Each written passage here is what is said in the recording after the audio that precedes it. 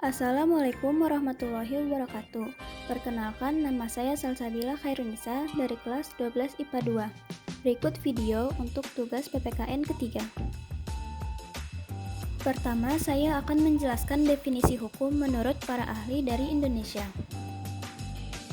Yang pertama, menurut SM Amir SH, hukum adalah peraturan yang tersusun dari norma-norma dan sanksi-sanksi. Yang kedua, menurut Bambang Sunggono, hukum adalah sebagai subordinasi atau produk dari kepentingan politik.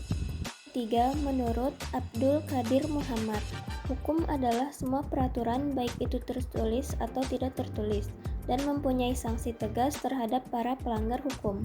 Yang keempat, menurut Sunaryati Hatono, hukum adalah tidak menyangkut kehidupan pribadi seseorang dalam masyarakat, tetapi menyangkut dan mengatur berbagai aktivitas manusia dalam hubungannya dengan manusia lain. Yang kelima, menurut Ridwan Halim, hukum adalah semua peraturan tertulis maupun tidak tertulis, yang intinya peraturan itu berlaku dan diakui sebagai peraturan yang harus ditaati dan dipatuhi dalam kehidupan di masyarakat.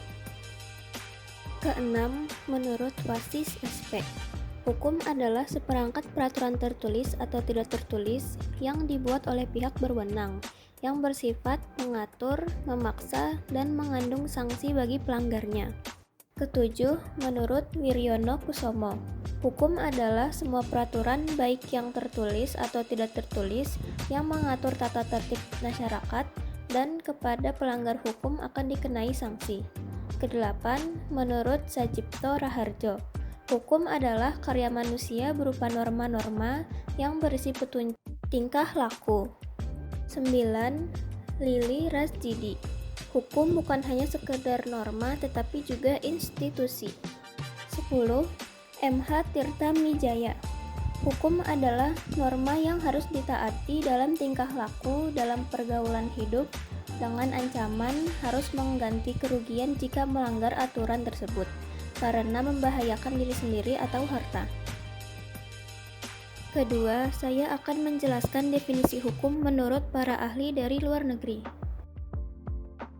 Pertama, menurut Belvoit, hukum adalah aturan yang berlaku di suatu masyarakat yang mengatur tata tertib masyarakat itu atas dasar kekuasaan yang ada pada masyarakat.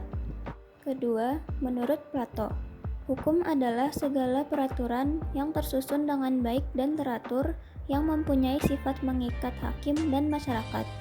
Ketiga, menurut Austin, hukum adalah peraturan yang diciptakan guna memberikan bimbingan kepada makhluk yang berakal oleh makhluk berakal yang berkuasa atasnya.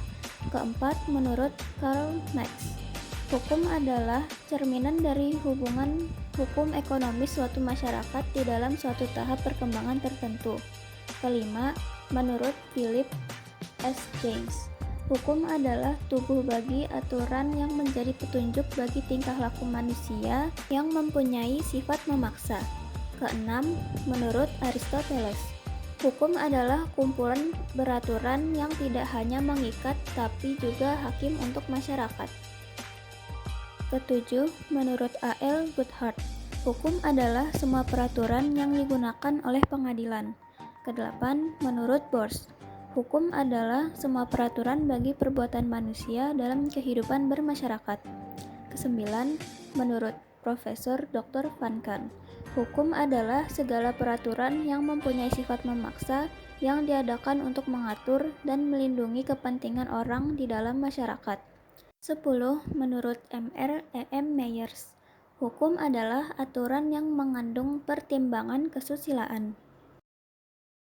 Dari semua pengertian-pengertian tersebut, saya membuat kesimpulan bahwa definisi hukum ialah segala peraturan, baik tertulis maupun tidak tertulis, yang berlaku di suatu masyarakat, yang bersifat memaksa, dan memiliki sanksi tegas terhadap para pelanggarnya. Sekian video dari saya, mohon maaf apabila ada kesalahan. Wassalamualaikum warahmatullahi wabarakatuh.